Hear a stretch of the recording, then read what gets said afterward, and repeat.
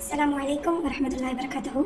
இன்றைக்கி நம்ம உணவு தொட்டில் இரண்டாவது நாளாக நம்ம பரிமாற போகிற ரெசிபி ஒரு இட்டாலியன் ஃபுட்டான சீஸி லெசானியா. ரொம்ப ஜூஸியானது, லேயராக இருக்கும். வாங்க எப்படி செய்யலாம்னு பார்த்துடலாம். இதுக்கு தேவையான பொருட்கள்: லெசானியா பேஸ்ட்ரி. இந்த ஷீட் வந்து ஃபாரின்லேருந்து வருது, இங்கே ஊர்லேயும் கிடைக்கிது. 2 மாதிரி சைஸில் இருக்கும். இது இல்லாமல் நம்ம எப்படி செய்யலாங்கிறத இன்ஷால்லாஹ் இனி வரக்கூடிய வீடியோக்களில் பார்க்கலாம். இதுக்கு தேவையான பொருட்கள்: 1 கிலோ கோழி, ஃபைன்லி சாப்பிட்டு 3 பெரிய வெங்காயம், 3 டொமேட்டோ, 3 பச்சை மிளகாய், 2 ஸ்பூன் பெப்பர், கரம் மசாலா, உப்பு தேவையான அளவு. இந்த டொமேட்டோ பியூரி வெளிநாட்டிலேருந்து வருது, இது இங்கேயும் இப்போ அவைலபிளாக இருக்குது. ஒரிகானோ, ட்ரை ஹப்ஸும்பாங்க. அப்புறம் ஆயிலு, மல்லி புதினா, பச்சை மிளகாய், மொசரல்லா சீஸு. இது எல்லாமே இதுக்கு ஒயிட் சாஸ் செய்ய 1 லிட்டர் பால், 2 டேபிள் ஸ்பூன் மைதா, பட்டரு, அப்புறம் உங்கள்கிட்ட அவைலபிள் இருந்துச்சுன்னா இந்த ஒயிட் சாஸு. அது இல்லாட்டி அது ஆப்ஷனல் தான், ஸ்கிப் பண்ணிடலாம். இப்போ வாங்க எப்படி செய்கிறதுங்கிறத பார்த்துருவோம். முதல்ல ஸ்டவ்வில் ஒரு குக்கரை வச்சு ஸ்டவ் ஆன் பண்ணி குக்கர் நல்லா சூடாக வந்ததும் ஆயிலை ஊற்றிக்கணும். இந்த கீமாக்கு தேவையான அளவு ஆயில் ஊற்றிக்கிட்டா போதுமானது. ஆயில் சூடானதும் சாப் பண்ணி வச்சுருக்க வெங்காயத்தை போட்டு வதக்கணும்.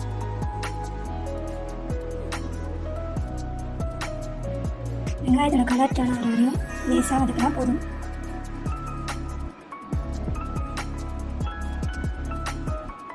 இது ஒரு இட்டாலியன் ரெசிபி, லேயராக செய்கிறது. ஃப்ரெண்ட்ஸ்லாம் ரொம்ப விரும்பி கேட்டுக்கிட்டதுனால இந்த ரெசிபி ஷேர் பண்ணுறேன். நீங்களும் ட்ரை பண்ணி பார்த்துட்டு கமெண்ட்டில் சொல்லுங்கள்.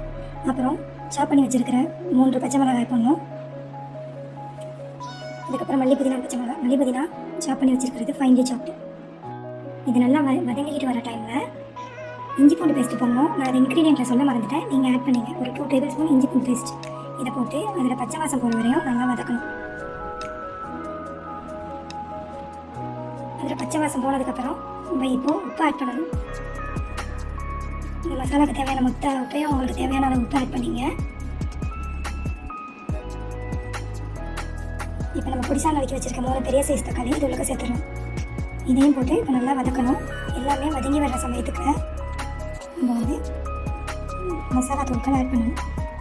இப்போ நல்லா தக்காளி வெங்காயம்லாம் வதங்கிடுச்சு. இந்த டைமில் நம்ம கரம் மசாலா போட்டு ஆட் பண்ணிக்கணும். 2 டேபிள் ஸ்பூன். உங்கள்கிட்ட சிக்கன் மசாலா, மட்டன் மசாலா எது இருந்தாலும் ஆட் பண்ணிக்கலாம். பெப்பர் 2 டேபிள் ஸ்பூன் போட்டு நல்லா இதை வதக்கி, இது வதங்கினதுக்கப்புறம் தான் நம்ம கீமாவை உள்ளக்க சேர்க்கணும். இந்த டைமில் நம்ம சாப் பண்ணி வச்சுருக்க 1 kg கீமாவை சேர்த்துடலாம். உங்களுக்கு விருப்பம் இருந்தால் மட்டன், பீஃப் எதில் வேணாலும் இதை செய்யலாம். என் பசங்க சிக்கன் தான் விரும்புவாங்க. அந்த சிக்கன் நல்லா வதங்கினதுக்கப்புறம் அந்த டொமேட்டோ பியூரி சேர்த்துக்கலாம். உங்களுக்கு இது அவைலபிள் இல்லாட்டி நீங்கள் 3 பெரிய சைஸு தக்காளியாக அரைச்சிட்டு சேர்த்துங்க. இல்லைன்னா ரெஸ்டாரண்ட் ஸ்டைலு டொமேட்டோ பேஸ்ட்டு சேர்த்துக்கலாம். எல்லா டிபார்ட்மெண்ட் ஸ்டோர்லேயும் இது இப்போ அவைலபிளாக இருக்குது. எங்களுக்கு இது வெளிநாட்டில் தான் வந்தது. பட் இப்போ இங்கே இந்தியாவிலே எல்லா இடத்துலையுமே இது கிடைக்குது. பெரிய பெரிய டிபார்ட்மெண்ட் ஸ்டோரில் டொமேட்டோ பியூரின்னு கேட்டாவே கிடைக்கும். இது வந்து டொமேட்டோ கெச்சப் மாதிரி கிடையாது. இது பியூராக டொமேட்டோலேருந்தே எடுக்கிறது. நல்ல ஃப்ளேவர் கொடுக்குறது. இது நீங்கள் வேணால் இதை யூஸ் பண்ணிக்கலாம். இதே மாதிரி டொமேட்டோ கெச்சப். ஓரிகானோ ஆட் பண்ணணும். இது ட்ரை ஹப்ஸு எல்லா டிபார்ட்மெண்ட் ஸ்டோர்லேயும் கிடைக்கிது. இது ஒரு நல்ல அரோமா கொடுக்கும், ஒரு நல்ல ஃப்ளேவர்டாக இருக்கும் லெசானியா. இது ஃபைனலாக கடைசியில் தான் ஆட் பண்ணணும். ஆட் பண்ணி குக்கரை மூடி போட்டு 2 விசில் வரையும் அடுப்பை வேகமாக வச்சு குக்கரை அடுப்பில் வச்சுக்கணும்.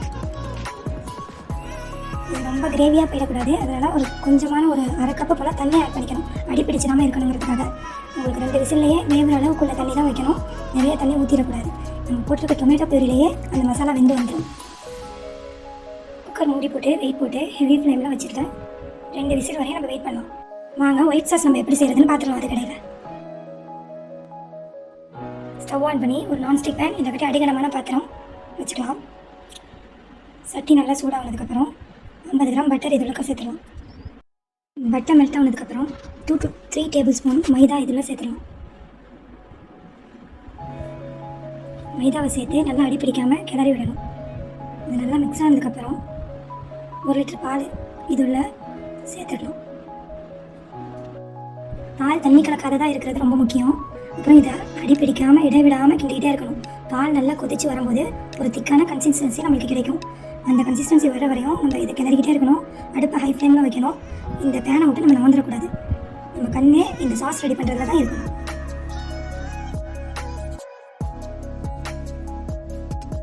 இப்போ நம்ம ஒயிட் சாஸோட திக்னஸ் கிடச்சிருச்சு. இந்த டைமில் நம்ம இதுக்குள்ளே மிளகுத்தூள், உப்புத்தூள் ஆட் பண்ணிடலாம். நம்ம பெப்பர் ஆட் பண்ண முன்னாடி நம்ம இந்த ப்ரிகோ சாஸு உள்ளக்க சேர்த்துருவோம். உங்களுக்கு இது அவைலபிள் இல்லைன்னா நீங்கள் ஃப்ரெஷ் மஷ்ரூம் கூட வாங்கி கட் பண்ணி உள்ளே சேர்த்துருவோம். எனக்கு இது ஃபாரின்லேருந்து கிடச்சிச்சு, அதனால் நான் ஃப்ளேவருக்காக இதை ஆட் பண்ணிக்கிட்டேன். இந்த டைமில் நீங்கள் பெப்பர் சால்ட்டு சேர்த்திங்கன்னா அது சரியாக இருக்கும். சால்ட்டு பெப்பர் ரெண்டையும் உள்ளே சேர்த்துருவோம். ஸ்டவ்வை ஹெவி ஃப்ளேமில் வச்சு இதை நல்லா கலக்கி விட்டுட்டோம்னா ஒரு திக்கான சாஸ் வந்துடும். இது ஆற இன்னும் திக்காகும். இதுதான் நம்ம ஒரு லேயருக்கு ஒவ்வொரு லேயர்லையுமே இடையில போட போகிறது. இதை வச்சு நம்ம இன்னும் நிறைய ரெசிபி செய்யலாம். அது ஃப்யூச்சரில் வரக்கூடிய வீடியோஸில் பார்க்கலாம். இதை இப்போ இறக்கி வச்சுட்டு நம்ம குக்கரை ஓப்பன் பண்ணி பார்த்துடலாம். ஆனால் ஃபைனலி இதில் கொஞ்சம் ஆரிகனோ சேர்க்கும்போது நல்ல ஃப்ளேவரும் கொடுக்கும். இதுலேயே நம்ம கொஞ்சம் டாப்பிங்லாம் ஆட் பண்ணிக்கிறது எல்லாத்துக்குமே ஒரு சூப்பரான ஒரு அரோமாவாக இருக்கும். குக்கர் விசில் வந்ததுக்கப்புறம் அதை ஓப்பன் பண்ணி பார்த்துட்டோம். நம்ம போட்ட தண்ணி, அதில் சாஸு, அது எல்லாமே கரெக்டான ஒரு பதத்தில் இருக்குது. அதிக தண்ணியாகவும் இல்லை, ஒரு அழகான ஜூஸியான ஒரு கன்சிஸ்டன்சியில் அந்த கீமா ரெடி ஆகிடுச்சு. இது கொஞ்சம் ஆறட்டும். இப்போது நம்ம எப்படி லேயர் பண்ணுறதுங்கிறத பார்த்துடலாம் வாங்க. அதுக்கு முன்னாடி ஓவனை ப்ரீஹீட் பண்ணிக்கணும். லசானியா செய்கிறதுக்கு 200 ஃபேரன்ஹீட்டில் இருக்கணும் ஓவனு. உங்கள் ஓடிஜி ஓவனில் எப்படி இருக்கும் டைமிங்கிறத பார்த்துங்க. 20 to 25 நிமிஷம் தேவைப்படும். இதுக்கு நான் இந்த மாதிரி ஒரு பேன் எடுத்துருக்கிறேன். உங்கள்கிட்ட என்ன மாதிரி பேன் அவைலபிளோ அந்த சைஸ்க்கு தக்கன நீங்கள் வச்சுங்க. பேஸ்ட்ரியை ஊற வைக்கிறதுக்காக டிப் பண்ணி எடுக்கிறதுக்காக லைட்ஸான கொதிக்க வச்ச தண்ணி. இதுக்கப்புறம் நம்ம இதை செய்ய ஆரம்பிச்சிடலாம். அதுவும் ஃபஸ்ட் லேயராக கொஞ்சம் கீமாவை ஸ்ப்ரெட் பண்ணி விட்டுக்கணும். அப்போ தான் நம்ம லசானியா எடுக்கும்போதே அது அழகாக க்ரீஸாகவே ஒட்டாமல் வெளியே வரும். அதுக்காக ஃபஸ்ட் லேயரில் நம்ம கீமா தான் ஸ்ப்ரெட் பண்ணணும். இதுதான் இதில் முக்கியமான ஸ்டேஜ். ஸோ நல்லா கவனிச்சிங்க. ஃபஸ்ட்டு கீமா வச்சதுக்கப்புறம் அந்த பேஸ்ட்ரியை நம்ம வச்சுருக்க அந்த வார்ம் வாட்டரில் டிப் பண்ணி அதில் வச்சிடணும். மொசரல்லா சீஸை நான் திருவியே எடுத்துகிட்டு வந்துட்டேன். உங்களுக்கு திருவுன சீஸே மார்க்கெட்டில் கிடைக்கிது.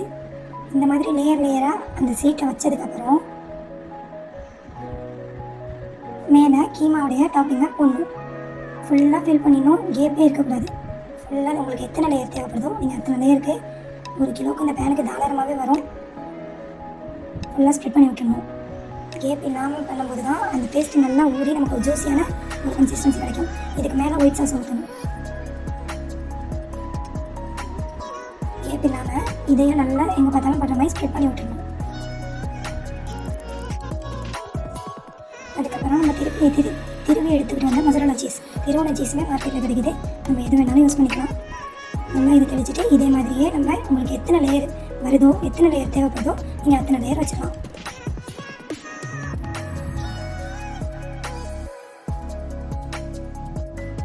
எனக்கு 5 லேயர் வரையும் கிடச்சிச்சு. 3லேருந்தே 5-6 லேயர் வரையும் வைக்கலாம். 3 லேயரையும் உங்களுக்கு நல்ல ஒரு டேஸ்ட்டான ஒரு நல்ல ரெசிபியாக தான் இருக்கும்.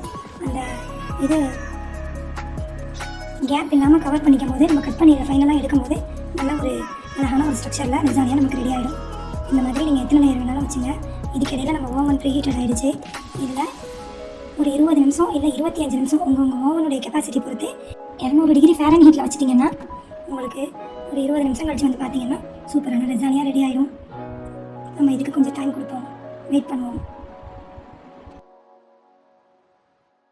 20 நிமிஷம் கழிச்சு நம்ம லசானியா ரெடி ஆகிடுச்சு. இதை 2 மணி நேரம் வரையும் நம்ம ரெஸ்ட்டில் விடணும். நீங்கள் ஈவினிங் டின்னருக்கு செய்கிறதா இருந்தால் மார்னிங்கே செஞ்சு வச்சுட்டிங்கன்னா அது ஒரு நாளும் நல்லா தான் இருக்கும் ஜூஸியாக. ஒரு 2 மணி நேரம் இதுக்கு ரெஸ்டிங் ஆக கொடுத்தோம்னா சூப்பராக கட் பண்ணி எடுக்க வரும். உங்கள் விருந்தாளிகளாக இருக்கட்டும், உங்கள் வீட்டு பசங்களாக குட்டீஸாக இருக்கட்டும், எல்லாம் ரொம்ப விரும்பி சாப்பிடுவாங்க. நீங்கள் இதை ட்ரை பண்ணி பார்த்துட்டு கமெண்ட் பண்ணுங்கள் இன்ஷா அல்லாஹ். அப்புறம் லைக் பண்ணுங்கள், ஷேர் பண்ணுங்கள், சப்ஸ்கிரைப் பண்ணுங்கள். உங்கள் ஃப்ரெண்ட்ஸ் அண்ட் ஃபேமிலியோட ஷேர் பண்ணிங்க. ஜூஸியான இட்டாலியன் சீஸி லசானியா ரெடி ஆகிடுச்சு. அல்ஹம்துலில்லாஹ்.